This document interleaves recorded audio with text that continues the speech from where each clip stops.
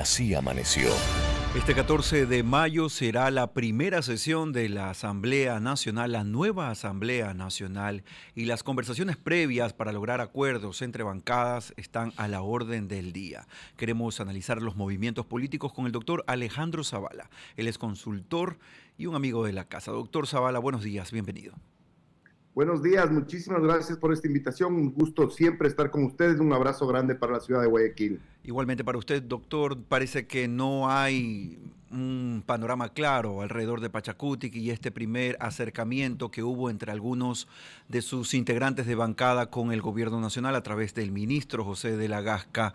No hay humo blanco todavía alrededor de este acuerdo. ¿Así también lo ve usted? Bueno, yo creo que si algo ha demostrado Pachacutic en estas elecciones, sobre todo de segunda vuelta, es que hay una ruptura absoluta entre lo que se dice la dirigencia de Pachacutic y lo que se dice las bases. Estaba revisando hace pocos minutos para esta entrevista los resultados de las votaciones de segunda vuelta en las provincias de Sierra Centro. Y fíjese que en provincias como Tungurahua, Chimborazo y Bolívar, en donde mayor presencia indígena hay, la diferencia entre Noboa y Luisa González es de 70-30. O sea, es una auténtica paliza.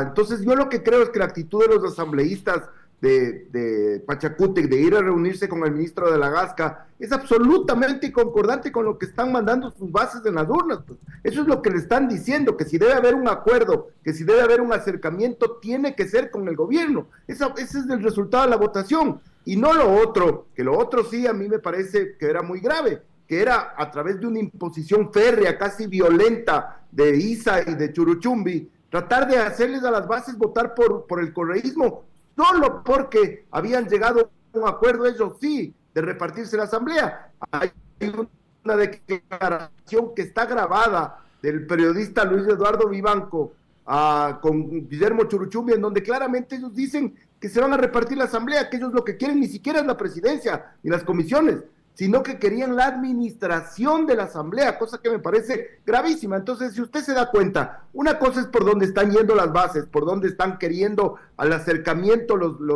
las bases del movimiento, y otra cosa es lo que dice la dirigencia. Entonces, en ese sentido, yo pienso que me parece bien esos acercamientos, y además otra cosa final, todo va a mandar los que hemos tenido alguna experiencia en la asamblea. Sabemos que lo único que va a decidir son los votos del 14 de mayo. Las declaraciones públicas se pueden decir cualquier cosa, la dirigencia de Pachacutic puede decir cualquier cosa. Veamos cómo votan el 14 de mayo y ahí tendremos claramente una radiografía de cómo serán los acuerdos de aquí en el futuro mediato e inmediato. Porque lo que tiene que quedar claro, doctor Zavala, es que no son nada despreciables esos 5, 6, 7 votos que podrían conseguirse a través de la bancada de Pachacutic. Para cualquiera de los dos bandos más grandes van a ser muy importantes. Desde luego, o sea, como se sabe, ninguno de los dos movimientos que está polarizada la elección en la asamblea tiene una mayoría absoluta, entonces lo que tenden estos votos es a inclinar la balanza por uno de los dos, entonces evidentemente van a ser importantes, pero como digo yo, más importante que todo es la señal que los propios mandantes del movimiento le están dando a sus asambleístas. Yo creo que sus asambleístas están cumpliendo lo que dicen sus votos, sus votantes en las urnas, y están acercándose a lo lógico, a lo que deberían ellos tender. Si es que sus bases votaron por ese proyecto político, pues tienen que acercarse al proyecto político, y eso sí, pelear para que el gobierno, para que el Ejecutivo haga obras, tenga desarrollo en los lugares de la Sierra Centro y de la Amazonía sobre todo, y a través del diálogo y los acuerdos. Que esas no son malas palabras, o sea, el problema es que nuestra política ha estado tan desgastada, tan mal vista, que cuando uno dice acuerdo, enseguida la gente piensa que es pactos debajo de la mesa, repartición de cargos, plata, sucia, esas cosas no deben pasar jamás, pues lo que se tiene que hacer, y mire, el ministro de la Gasca podía haber mantenido en privado la reunión, sin embargo lo hace a la luz del día, porque de los temas de los que habló en los acuerdos, le parecen temas transparentes. Entonces a mí me parece que en ese sentido me parece que hizo bien, me parece que decir que están acercando es una buena señal por lo que tiene que pasar en la asamblea en los próximos días y en los próximos 4 años. Hola, buenos días, les saluda Alfredo Escobar. Dentro del aspecto político y tomando en consideración los acuerdos a los que, bueno, en estas elecciones que hemos pasado y con gobiernos anteriores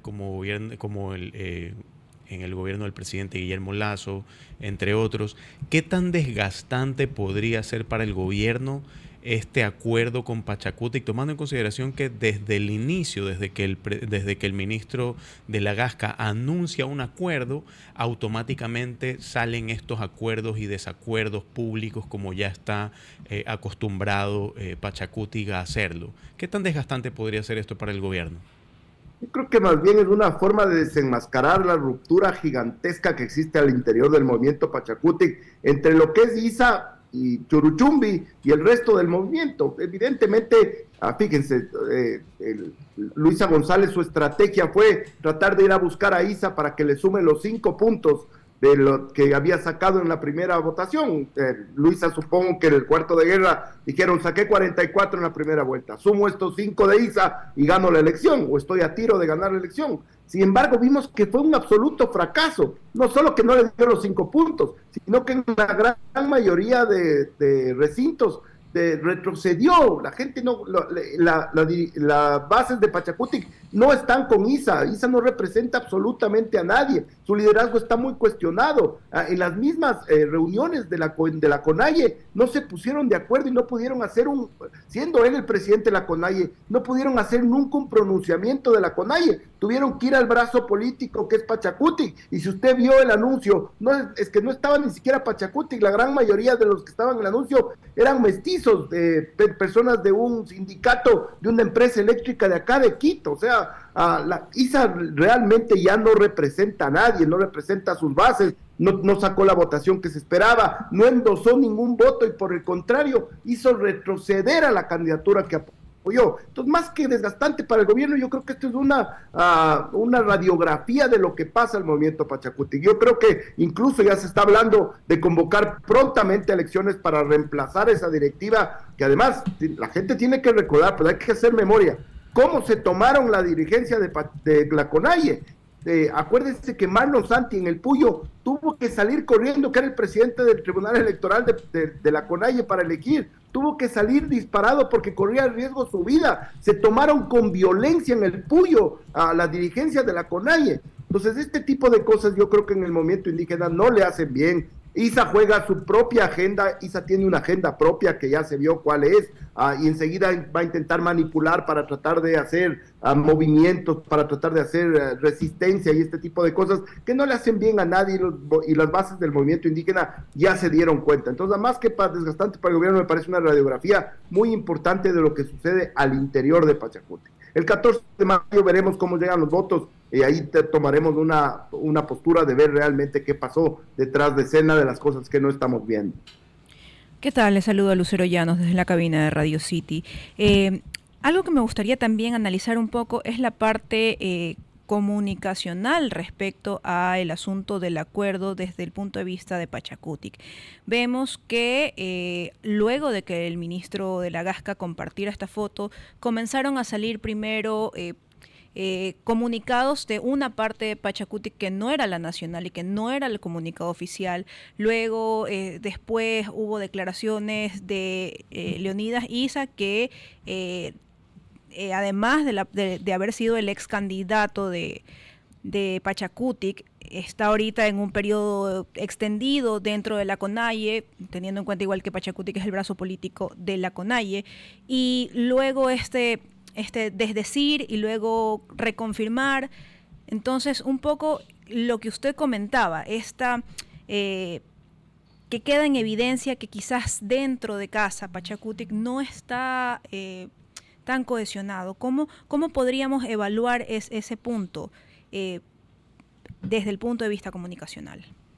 Bueno, yo creo que está absolutamente roto todo adentro de Pachacutic, totalmente roto. O sea, los asambleístas y las bases están yendo por un lado, ISA y Churuchumbi están yendo por otro, y las personas, algunos mestizos que son anquilosados de la extrema y rancia izquierda, están yendo por otro, pensando que los mestizos todavía pueden ejercer la influencia que ejercen antes. Hablo de Alberto Acosta, Pablo Dávalos, y algunos otros que se quedaron en el muro de Berlín, no se enteraron que cayó y piensan que el movimiento Pachacutic tiene que ser siempre comunista, siempre de extrema izquierda y no darle nuevos aires, no darle un pensamiento más moderno. Y sobre todo, lo más importante es que las bases y los asambleístas creo que están entendiendo que si es que sintonizan con gobierno, eso se debería traducir en obras, en mejoramiento de sistemas de salud. Miren, el ministro Lagasca dijo claramente los temas, habían hablado de educación pluricultural, habían hablado de extracción de recursos y que se queden ahí, de sistemas de salud, que ahora pasamos del tema de Taisha, algunos otros temas. Entonces esas son las cosas que realmente le deben importar a la gente, a las bases, que mejoren sus condiciones, porque ¿qué ha pasado? Las dirigencias indígenas lo que han hecho es llegar y salvarse de a uno. Después ves tú dirigentes indígenas con muchísimo dinero y sus comunidades empobrecidas, dirigentes indígenas, como es el caso de Isa, de andar en autos de 90, 100 mil dólares, y los indígenas viniendo a pie desde la Sierra Centro a Quito a incendiar la ciudad. Entonces eso no debe pasar. Yo creo que hay una ruptura ya, se ve claramente, es que la máxima expresión del movimiento indígena fue en las urnas. 70-30 en Tungurahua, en Bolívar, en Chimborazo, ni hablar en el oriente, barrieron. Eso es lo que está diciendo la gente con sus votos. Ese es el mensaje que los asambleístas deben interpretar, porque los asambleístas están más cerca de los territorios, de los lugares donde se ejercieron esas votaciones. Entonces yo creo que hay una ruptura sin duda alguna. Isa quiere mantener ese liderazgo violento, férreo, y sale primero con un comunicado violento, después medio recompone, sube otro, un poco más tranquilo, dice culpa también al correísmo, eso le causa que el correísmo también le ataque. Bueno, hay una ruptura total, la comunicación no sigue una línea, se disparan de distintos lados y eso les perjudica porque le meten presión sin necesidad alguna a los asambleístas para que después queden mal delante de sus bases, trastocan los conceptos, pero yo creo que solo el 14 de mayo veremos ya cómo estará conformada la votación. Y ahí nos daremos cuenta más claro de cómo tendremos estos próximos meses en la Asamblea. Doctor Zavala, esa ruptura a la cual usted se ha referido ya en varias ocasiones, ¿nos podría llevar a interpretar el hecho de que Leonidas Issa no sabía que este grupo de legisladores iba a tener una reunión protocolaria con el ministro? ¿Eso se podría interpretar? Pero desde luego que no sabía, pues porque evidentemente si es que Issa ya no es representativo del movimiento, ya no es un líder que convoca, ya no es un líder que ejerce su liderazgo dentro del movimiento. Es una persona que, imagínense, pero es que es tan evidente que cuando fue a pedir el apoyo para Luisa González no le dio nadie, todo el mundo le dio la espalda, fue todo lo contrario, retrocedió del apoyo que le habían dado en primera vuelta. Entonces eso significa, eso está claro, pues eso es numérico, no está sujeto a interpretación, eso tú no puedes ir a ver mesa por mesa, recinto por recinto, y en las votaciones de mayor presencia indígena y en el oriente del Ecuador, ahí están los votos, pues es que ese es el mensaje claro que le están mandando. Él ya no tiene ascendencia dentro del movimiento. Su estilo de liderazgo, fíjese, acuérdese lo que dijo el dirigente Guamán de Chimborazo, cuando en plena reunión de la CONAIE se salió el dirigente Guamán y dijo, usted lo que quiere venir acá es de imponernos, es decir, que por las bravas o por la fuerza que votemos por Luisa, y eso no es así. Nosotros tenemos memoria histórica, y ahí tuvieron que salir los líderes históricos, a Salvador Quispe, Nina Pacari, Auquitituaña, Marlon Santi, Cecilia Velázquez, Lourdes Tibán. Tuvieron que salir los líderes históricos a refrescarle la memoria a la gente y decir el maltrato que sufrieron durante la época del correísmo, todo lo que pasaron en esa época, para que la gente tenga memoria y recuerde. Y claro, efectivamente, tanto lo que pasó con estos líderes indígenas, digamos, más antiguos y las nuevas generaciones, se da cuenta de que ese no es el camino que está queriendo el movimiento. ¿Qué han sacado los movimientos indígenas con esos paros, con venir a incendiar Quito? ¿Qué han sacado más que la antipatía de la gente? Es que, o sea, aquí en Quito la cosa es terrible, nos hicieron pedazos la ciudad. Y no solo, porque no me vengan con ese discurso de que las clases altas vinieron a luchar por los pobres. Mentira. Si aquí en los extremos norte y sur de Quito, donde están los barrios más marginales, digamos en Carapungo, en el norte, en Guamaní, en el sur, les cerraban los pequeños negocios a la gente del pueblo, pues a los más pequeños, les obligaban a cerrar sus negocios, les rompían los autos, les rompían los taxis, les rompían las panaderías, las papelerías, pequeños negocios de gente que sobrevive en los barrios más populares. Entonces aquí lo único que ganaron fue antipatía, fue desprecio por la forma violenta con la que actuaron, nos despedazaron la ciudad. Entonces yo creo que el movimiento indígena ya tiene que pasar eso, somos hermanos, somos todos ecuatorianos y todos tenemos que tender a que este nuevo gobierno atienda sus exigencias, mejore las condiciones. Eso es lo que todos los ecuatorianos esperamos. Los indígenas, como todo ecuatoriano, tienen los mismos derechos de ser beneficiados de la obra pública, y para eso la inversión en minería, petróleo, todo lo que está haciendo el gobierno para el futuro tiene que ser clave para que se desarrollen, y para eso tiene que haber la coordinación pues entre el bloque de asambleístas y el gobierno, porque nada hay mejor que los asambleístas le van a decir al ministro de la Gasca: en este lugar necesitamos un centro de salud, en este lugar necesitamos mejorar la educación, las escuelas, en este lugar necesitamos infraestructura. Nadie mejor que ellos le pueden decir. Entonces dialogan, se sientan en una mesa el ministro de la Gasca con los asambleístas y llegan a acuerdos, y ese acuerdo pues se traduce después en acuerdos legislativos para lograr la gobernabilidad que tanto se necesita, porque sin gobernabilidad hemos sido testigos de estas últimas dos asambleas, la asamblea de Lazo y la asamblea del primer periodo de Noboa. ¿Qué hizo esa asamblea?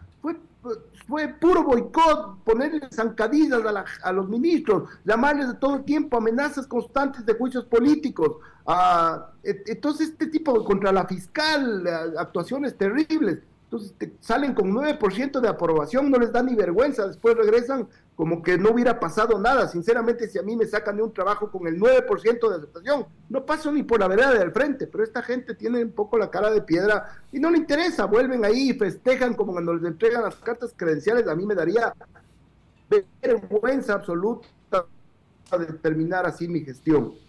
El análisis del doctor Alejandro Zavala, consultor político aquí en Así Amaneció. Gracias, Alejandro, por estar con nosotros. Un placer, estimado Carlos. Un abrazo grande para la mesa y un abrazo grande para Guayaquil. Son las 8:54. El estado del tiempo y el tráfico en Así